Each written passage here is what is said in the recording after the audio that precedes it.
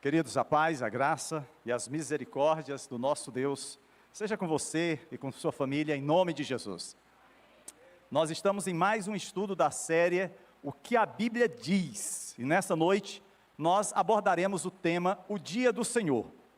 Não é de hoje que muitos têm dúvida sobre a guarda do sábado como algo a ser mantido em nossos dias. Eu acredito que vocês já tenham tido a oportunidade de receber alguém que falou que o sábado tem que ser guardado pelo cristão, porque senão ele está em pecado. De todos os 10 mandamentos, o quarto mandamento talvez seja o mais controverso. Cristãos de diferentes denominações concordam que é errado, por exemplo, cultuar ídolos, blasfemar, desrespeitar os pais ou cometer um assassinato. No entanto, quando o assunto é a guarda do dia do Senhor, o entendimento comum desaparece. As pessoas costumam aí ter várias ideias divergentes sobre essa temática. Alguns defendem que é necessário guardar literalmente, cabalmente o sétimo dia, o sábado. Outros dizem que o domingo substituiu o sábado. Logo, nós devemos observar o cumprimento das orientações do descanso nesse dia. E esses são chamados de ultraconservadores evangélicos.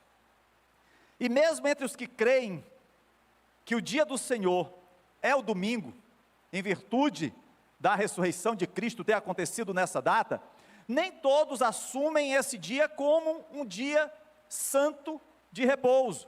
De fato, é cada vez mais comum entre crentes desfrutarem do domingo da mesma forma que os descrentes o fazem.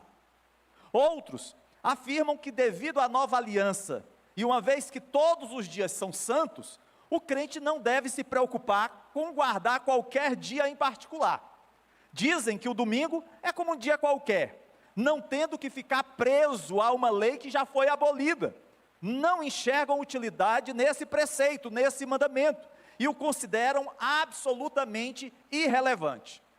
Ou seja, são muitas as opiniões acerca do dia do Senhor, acerca do dia do descanso. E esse é um tema que ainda hoje é muito controverso, ainda causa muita dificuldade de compreensão e de aceitação. Muitos debates envolvendo teólogos ocorreram ao longo dos anos, e são acaloradas as discussões sobre o que a Bíblia diz sobre o dia do Senhor.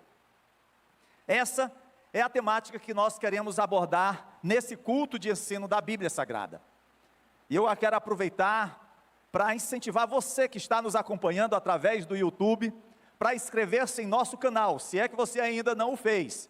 Acione lá o sininho, que é para você poder ser comunicado das próximas postagens. Deixe o seu like, os seus comentários e compartilhe com seus amigos e irmãos essa mensagem, que eu creio que ela será edificante para a vida de todos aqueles que tiverem acesso a essa palavra.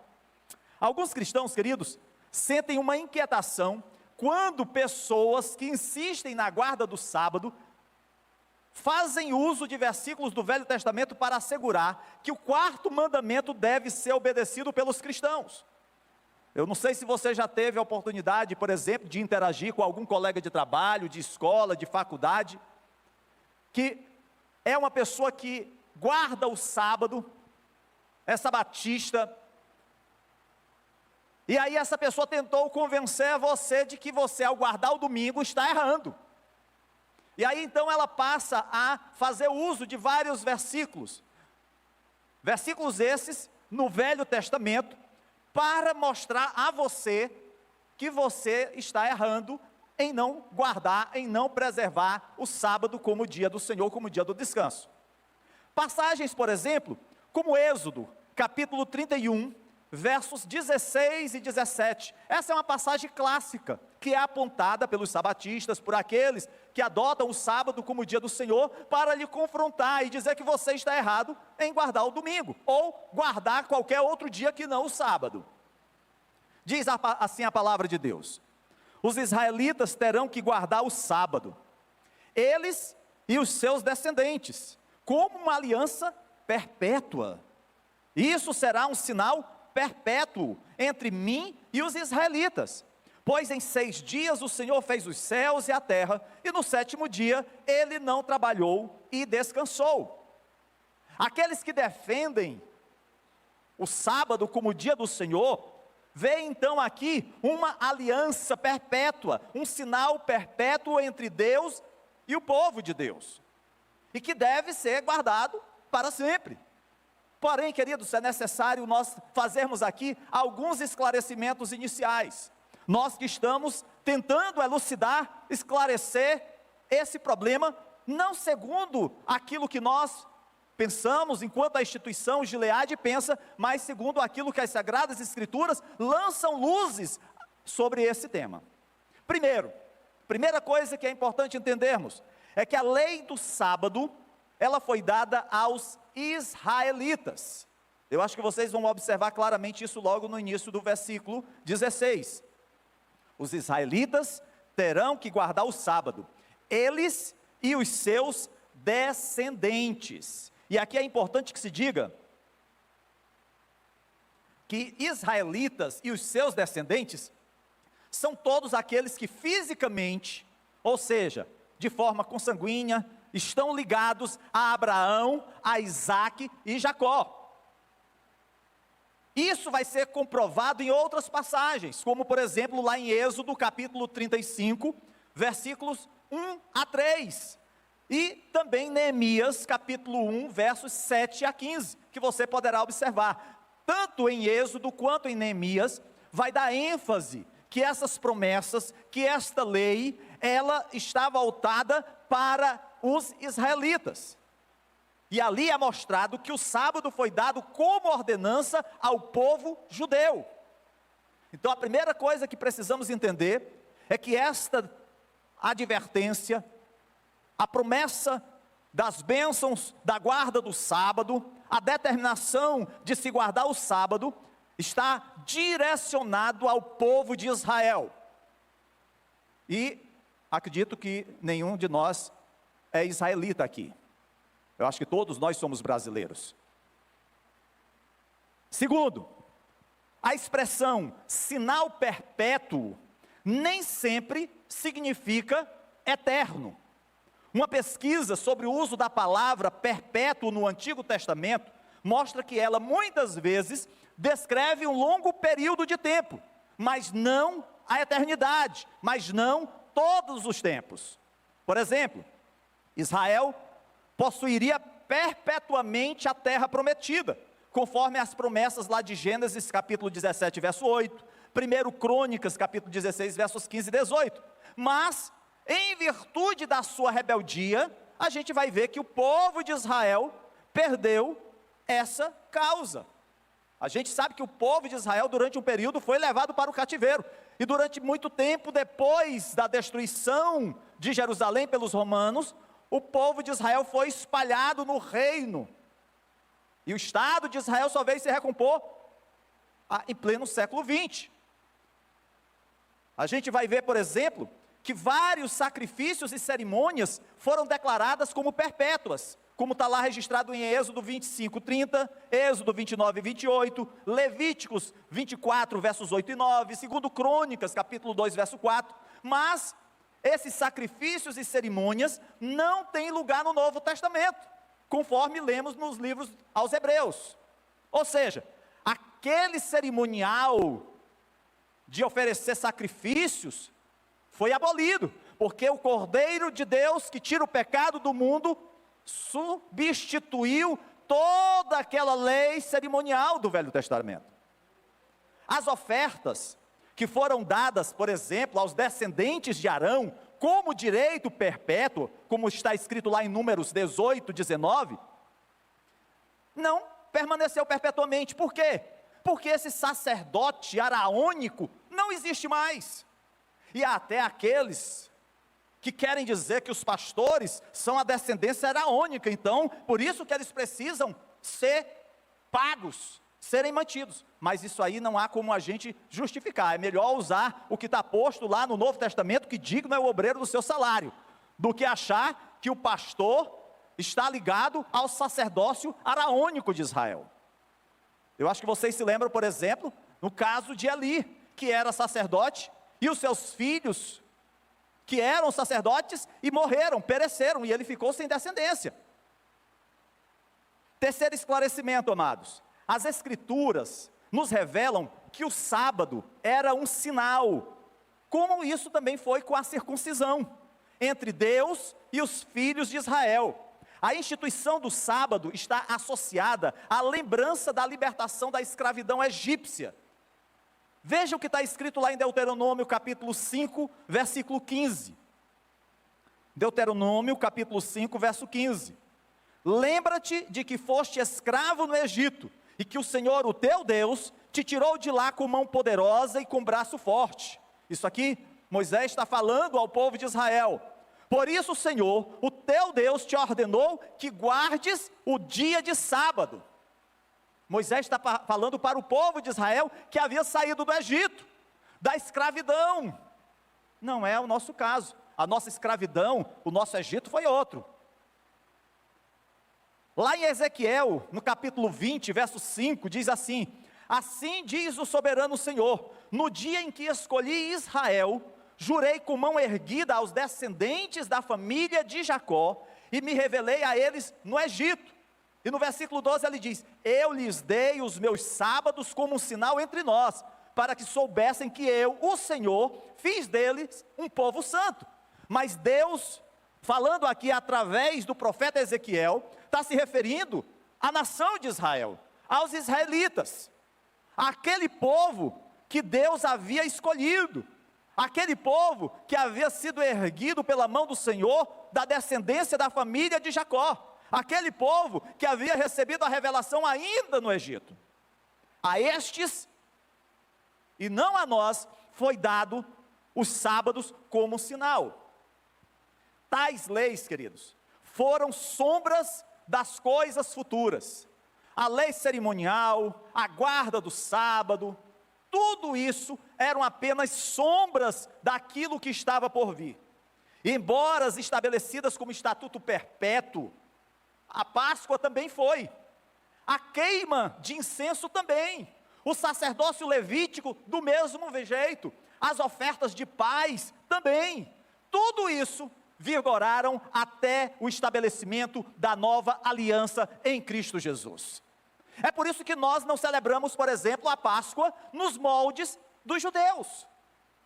Nós não imolamos um cordeiro, chamamos a nossa família para comer aquele animal, não provamos das ervas amargas para lembrar os dias do nosso cativeiro lá no Egito. Nós não fazemos isso. O que é que nós fazemos? A nossa Páscoa é a ceia do Senhor. É quando nós nos lembramos do sacrifício de Cristo, que deu o seu corpo para ser rasgado, para ser moído, que deu o seu sangue para ser derramado por mim e por você. Tudo aquilo apenas sombra das coisas futuras, que é Jesus Cristo.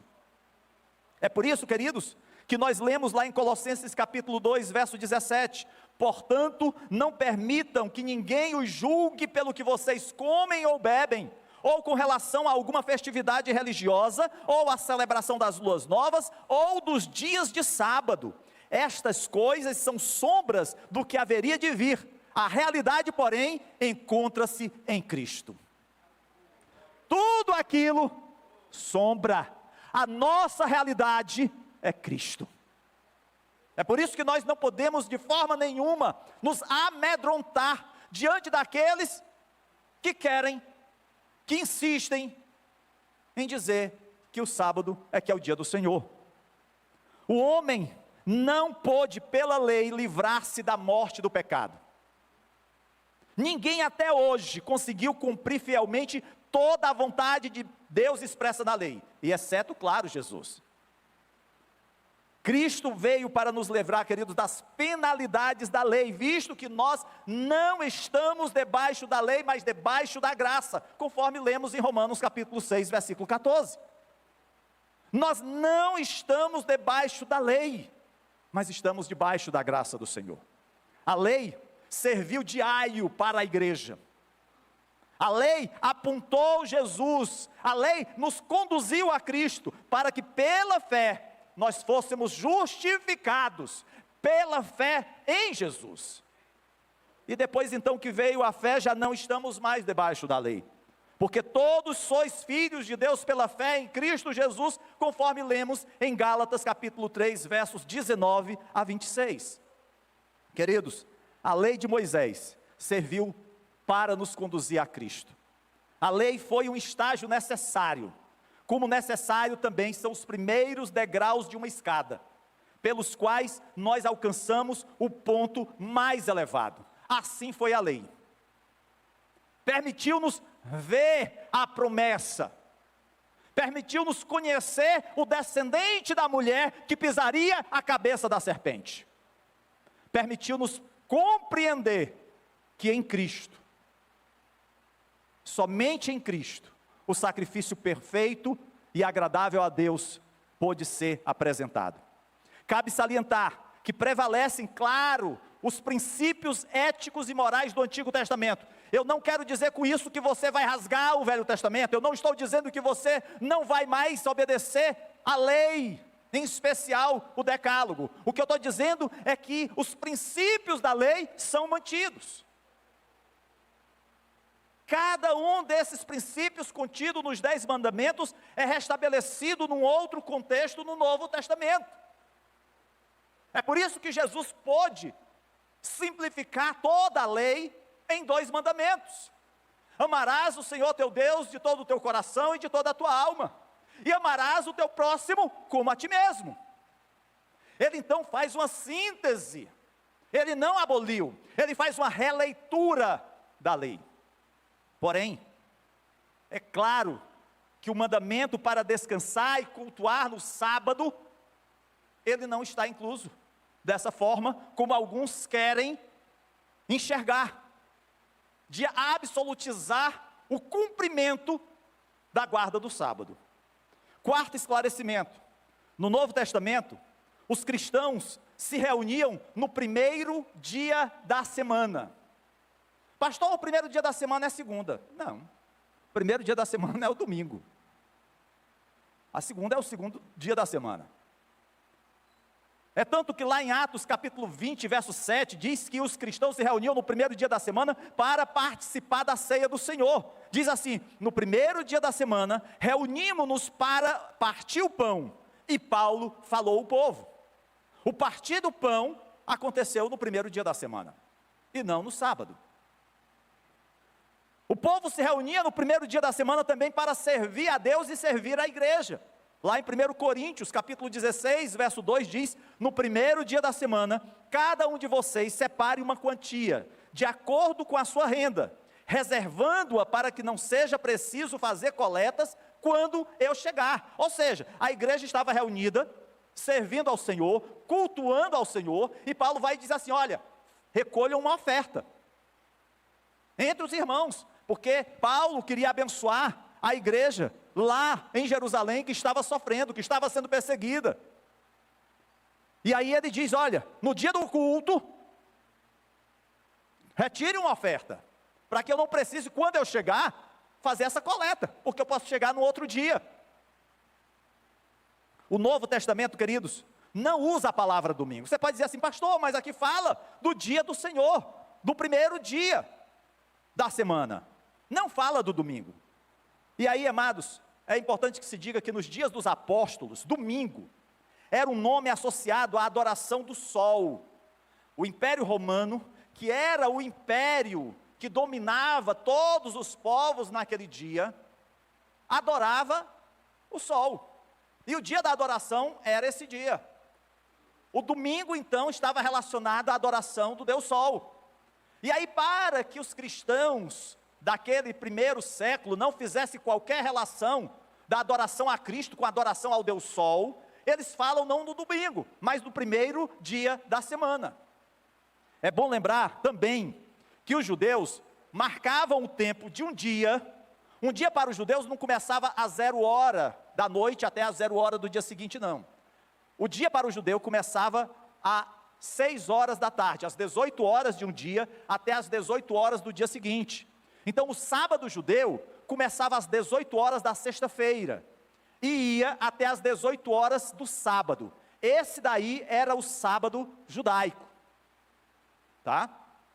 Daí, quando nós lemos lá em Atos, capítulo 20, verso 7, no primeiro dia da semana, reunimos-nos para partir o pão, e Paulo falou ao povo, certamente, como era noite, não foi na noite de domingo, foi na noite de sábado, que era considerada domingo, porque o sábado encerrava às 18 horas, e a noite então, do sábado, já era considerada domingo. É importante nós lembrarmos que a igreja ainda estava dentro do calendário judaico, por conta exatamente da conversão primeira acontecida entre o povo judeu. E já que o primeiro dia da semana iniciava no pôr do sol do sábado até o pôr do sol do domingo, a gente vai entender um pouco melhor o contexto de Atos capítulo 20, versos 9 a 12. Eu acho que vocês se lembram daquele jovem de nome Eutico. Ele estava sentado numa janela, adormeceu profundamente durante o longo discurso de Paulo, e vencido pelo sono, caiu do terceiro andar e morreu, sendo ressuscitado por Paulo. Eutico, já noite avançada, de sábado para domingo, que era considerado domingo, ouvindo o apóstolo Paulo ministrando, acabou cochilando, e caiu de uma certa altura, e veio a morrer. Mas a palavra de Deus diz que ele foi ressuscitado por Paulo. Mas, queridos, é importante a gente entender que quando o sábado foi dado para os judeus eram um povo, e aquele povo, na sua completude, na sua totalidade, adoravam a Deus. E para o povo judeu, ter uma lei determinando a guarda do sábado, era muito mais fácil de cumprir. Porém, a igreja do Senhor não é formada por um povo, no sentido de raça. A igreja é formada por pessoas de diversos lugares, diversos povos, como diz lá em Apocalipse, povos, tribos e raças. E é interessante que a igreja, nos seus primeiros dias, depois que ela começou a se expandir e a alcançar o povo gentil, na sua maioria, era formada por escravos convertidos, pessoas que não tinham liberdade, que não podiam escolher um dia para cultuar ao seu Deus, ou seja, o tempo que elas teriam para cultuar a Deus, era nas suas folgas, era depois de um dia cansativo de trabalho. E eu fico pensando que talvez essa fosse a situação de Eutico, como escravo, que havia passado o dia todo trabalhando, um trabalho cansativo, de sol a sol. E aí, depois de todo aquele esforço, quando soube que Paulo havia chegado, ele não titubeou, ele foi ouvir a mensagem do Evangelho, mas foi vencido pelo cansaço. Essa era a realidade dos primeiros cristãos, em especial das igrejas fora de Jerusalém, igrejas que estavam espalhadas na Ásia, no mundo chamado mundo grego. E aquelas pessoas então, elas não podiam escolher um horário para cultuar a Deus. Certamente, queridos, nos primeiros dias da igreja, formada por judeus convertidos, a adoração consistia em guardar o sábado. A igreja lá em Jerusalém, logo no seu princípio, que era formado tão somente por judeus, vocês se lembram? No discurso de Pedro, 3.000 almas se convertem. Não eram gentios, eram judeus que se converteram com a mensagem anunciada por Pedro. Quando aqueles apóstolos receberam o Espírito Santo, aquilo aconteceu em Jerusalém na festa de Pentecoste, que era uma festa genuinamente judaica. Eram judeus que ouviram os seus irmãos judeus convertidos, falando em línguas das diversas localidades do reino, adorando a Deus, mesmo sendo pessoas indoutas, sem conhecimento.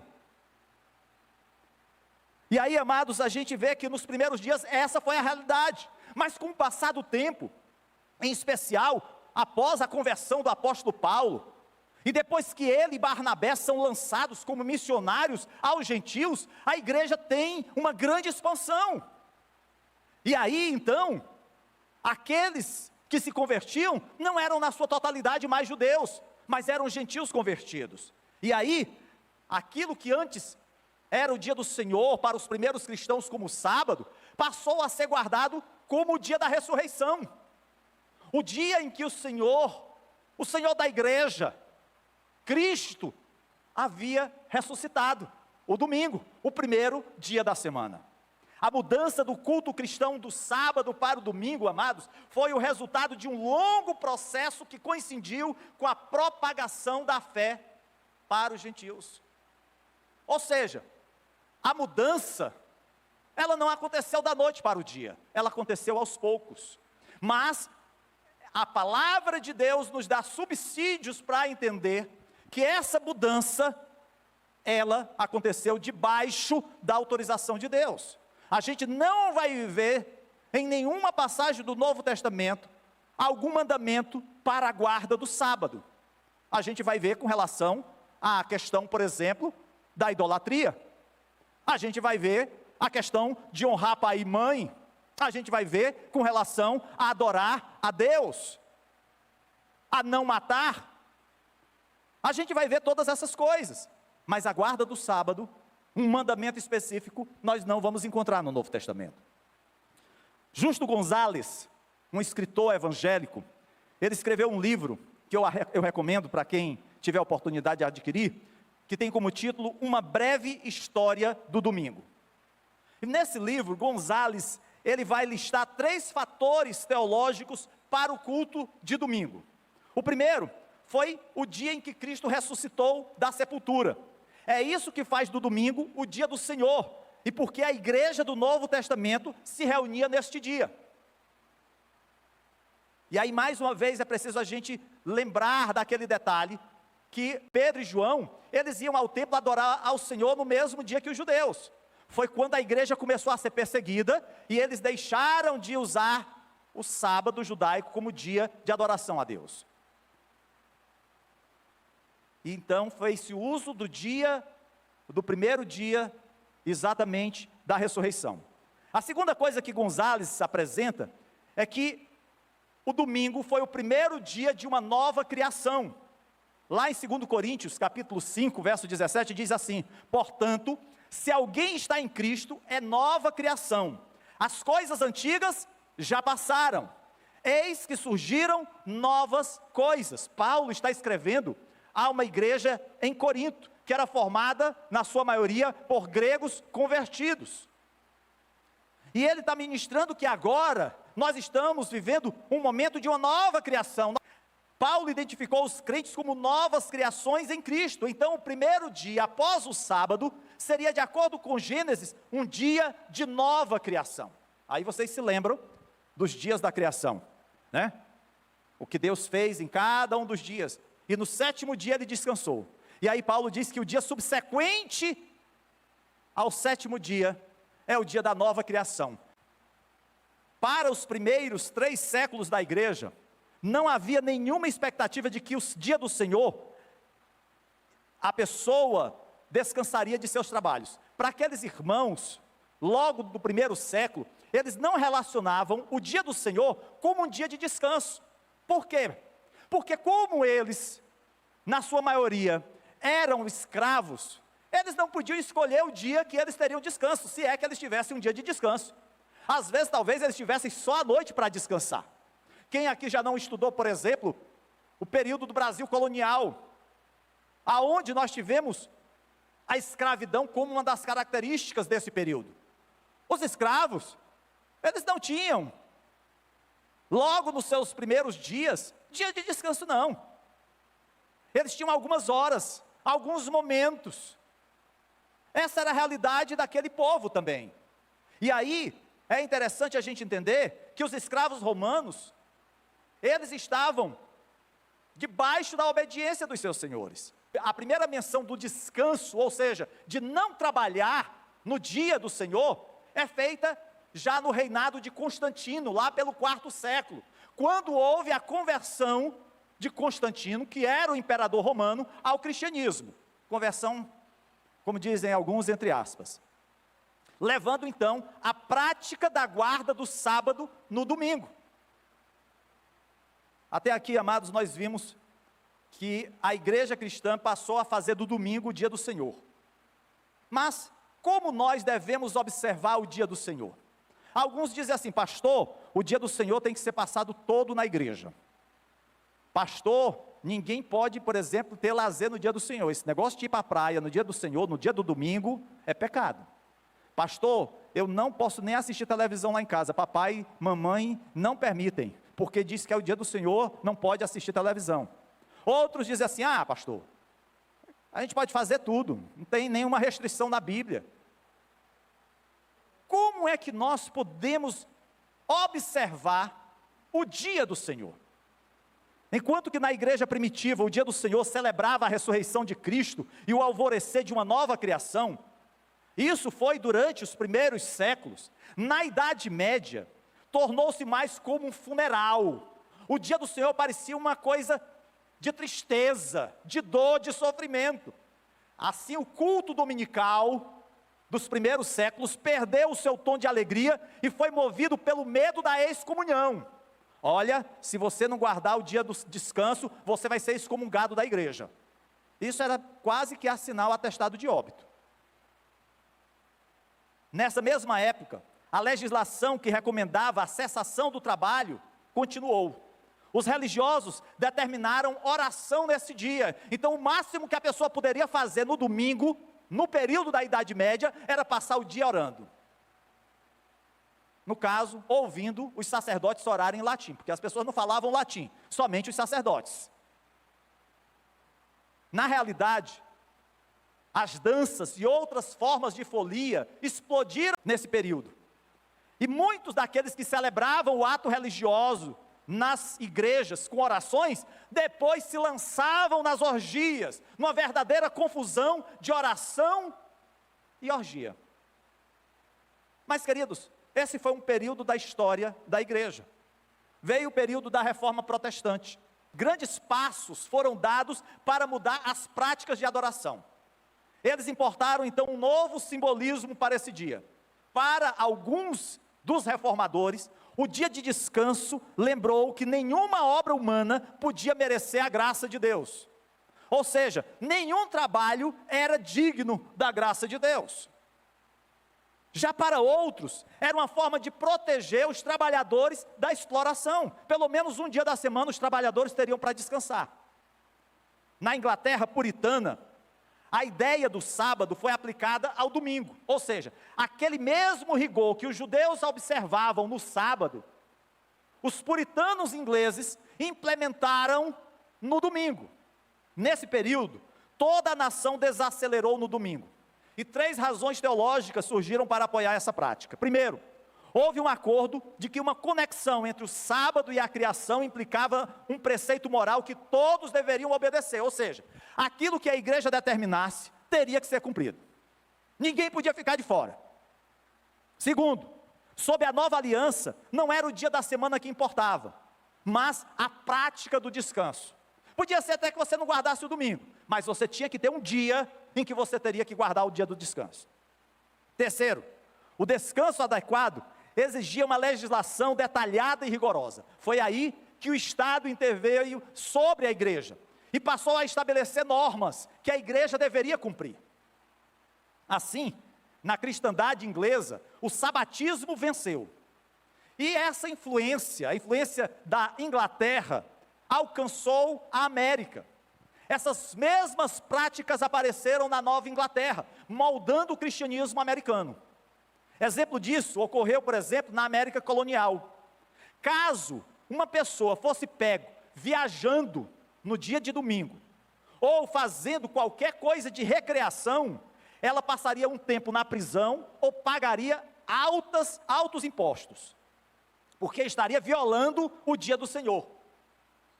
Na Califórnia, uma lei de 1855 proibiu todos os divertimentos barulhentos no domingo. E uma outra lei de 1858 proibiu quase todas as transações comerciais aos domingos. Os tribunais processavam aqueles que se entregavam a shows, corridas de cavalo, danças e outras diversões bárbaras no dia do descanso. Queridos, é isso que acontece quando o Estado começa a intervir na igreja. Porque aí, cada um passa a entender do seu jeito. E isso, claro, influenciou o protestantismo brasileiro. Infelizmente, nos últimos séculos, o domingo tem experimentado uma grande secularização. Ou seja, perdeu-se o sentido do dia do Senhor. É dia de tudo, dia de praia, dia de cinema, dia de passeio, dia de jogo, dia de aniversário, dia de tudo, só não dia do Senhor. Porém, a igreja, o remanescente, tem buscado compreender, viver o dia do Senhor. Eu não estou querendo dizer com isso, queridos, que seja pecado você ir a uma praia no domingo. Não estou querendo dizer com isso que você não possa celebrar um aniversário no domingo. Não estou afirmando que você não possa assistir um jogo no domingo. Não é isso. É o exagero. É aquilo que as pessoas deixam de fazer em detrimento de estar na casa do Senhor. Eu entendo que qualquer um que de alguma forma profana ou leviana trata o dia do Senhor assim, age em oposição direta à palavra e ao Espírito de Deus. E aí você poderia perguntar: pastor, então, como eu devo guardar o dia do Senhor? A minha visão de como devemos passar o dia do Senhor é, geralmente, reunindo-nos com os santos para adoração, instrução, comunhão, ceia do Senhor, oração e descansando de nossos deveres diários. Por que eu digo geralmente e não exclusivamente? Geralmente, queridos, porque nós não estamos mais debaixo da lei de Moisés, com as suas severas penalidades para punir até mesmo uma desobediência menor. Por exemplo, Deus disse que um homem que estava recolhendo lenha no sábado deveria ser apedrejado até a morte. Está lá em Números capítulo 15, versos 32 a 36. Se o domingo agora é o sábado, segundo a lei mosaica, então a igreja deveria disciplinar aqueles que fazem qualquer coisa para violar esse dia santo. Imagina só os irmãos que acompanham o jogo do seu time de futebol no domingo. Estaria aqui os pastores aqui, com um chicote na mão, dando 40 açoites no cada um dos irmãos, porque tinha assistido o jogo. Mas a perspectiva não é essa. Quando nós afirmamos que geralmente devemos passar o dia do Senhor nos reunindo com os santos, quer dizer que nós não estamos criando um mandamento. Não estamos criando nenhum mandamento. O único mandamento acerca do dia do Senhor, no Novo Testamento, não é sobre o dia, mas sobre a frequência à igreja. Como afirma lá em Hebreus capítulo 10, versículo 25. Não deixemos de reunir-nos como igreja, segundo o costume de alguns. O que nós observamos no Novo Testamento acerca do dia do Senhor, é que nós não devemos deixar de nos congregar, de nos reunir. A palavra de Deus não estabelece critérios, formas. Eu sei que a vida é corrida, e que alguns de vocês são obrigados, por exemplo, a trabalhar aos domingos. Quem é feirante? Quem tem o seu comércio que abre no domingo? Ou quem, por exemplo, é da área da saúde? Ou faz algum tipo de plantão no trabalho? Se essa é a sua situação, queridos, tente pelo menos tirar algum tempo em outro dia, para ouvir o sermão da palavra de Deus, ouvir o louvor, a adoração a Deus, ler sua Bíblia, orar mais do que a sua rotina habitual. Eu não estou falando acerca daquilo que você faz todos os dias, não. É você ter um tempo maior dedicado a Deus. Você precisa de algum tempo semanal para recarregar as suas baterias espirituais.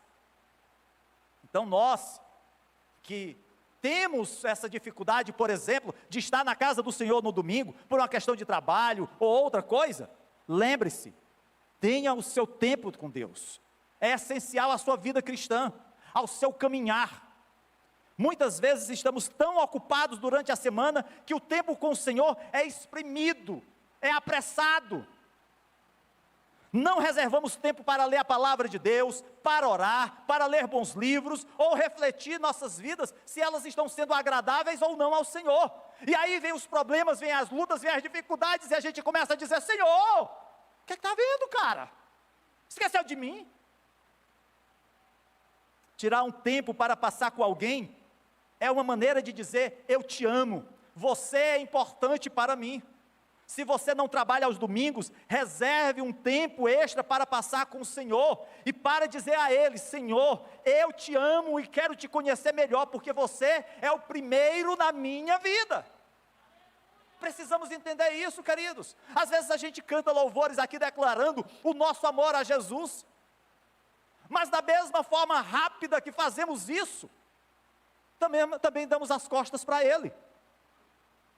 Mas também o dia do Senhor pode ser um dia para passar tempo com a família, um tempo de você estar junto com a sua família. Valorize esse tempo. Tem pessoas que, ao invés de estar com a família nesse dia, sai de casa, por exemplo, e vai jogar com os amigos, passa a semana toda ausente de casa, e no domingo, que deveria dedicar à esposa e aos filhos, desaparece. Passe um tempo, valorize a sua família. Às vezes passamos a semana toda sem juntar a família para fazer uma refeição juntos. Aproveita o domingo, está todo mundo em casa. Você, marido, sacerdote do lar, levanta a voz em oração, agradece a Deus pelo alimento. Precisamos valorizar esse tempo, não só também com a família, mas com outros crentes. Daí a importância de estar na igreja, às vezes de uma visita. Talvez você possa usar algum tempo para instruir seus filhos. Descanse do seu trabalho normal, se puder. Tire um tempo para descansar, arma aquela rede gostosa, estira lá os pés, depois do almoço, até chegar a hora de vir para a igreja. Entretanto, queridos, eu quero fazer uma advertência. Os cristãos sempre enfrentam o perigo de cair no legalismo, onde fazem regras extra-bíblicas, orgulham-se de cumpri-las e julgam aqueles que não as cumprem. Foi assim que os fariseus aplicaram erroneamente as leis do sábado nos dias de Jesus. Mesmo os puritanos, por mais bíblicos que fossem em muitos aspectos, exageraram na observância do dia do Senhor. E eu quero encerrar lendo Romanos capítulo 14, versos 5 e 6. Diz assim a palavra de Deus: há quem considere um dia mais sagrado do que outro, há quem considere iguais todos os dias. Cada um deve estar plenamente convicto em sua própria mente. Aquele que considera um dia como especial, para o Senhor o faz, e dá graças a Deus. Então, se o dia do Senhor é o domingo para você, e você o considera especial, glória a Deus. Se no domingo você trabalha, e o dia do seu descanso é na quarta-feira, que seja esse o dia do Senhor na sua vida, para você estar orando, para você estar lendo a palavra, para você estar na casa do Senhor, se tiver alguma programação. O problema, queridos, é que mesmo quando estamos de folga, e na casa do Senhor tem alguma atividade, nos furtamos de estar em adoração a Deus. Abdicamos de estar na casa do Senhor, valorizamos a recreação, valorizamos o lazer, nada contra. Mas quais são as prioridades? Quais são os valores que você tem passado para os seus filhos? E aí depois que eles crescem, não querem saber nada da igreja, não querem saber nada de Jesus, aí você vai dizer: Senhor, o que foi que aconteceu? Precisamos entender, amados, o valor que as Sagradas Escrituras têm nas nossas vidas. Eu espero que esses esclarecimentos o ajudem a entender melhor o dia do Senhor. Nós não queremos ficar reféns, não queremos fazer do domingo um sábado judaico. Nós queremos servir a Deus de forma leve, adorando-o em espírito e em verdade, em reverência e temor, é bem verdade, mas sabendo que somos filhos amados de um Deus santo. Que Deus os abençoe em nome de Jesus.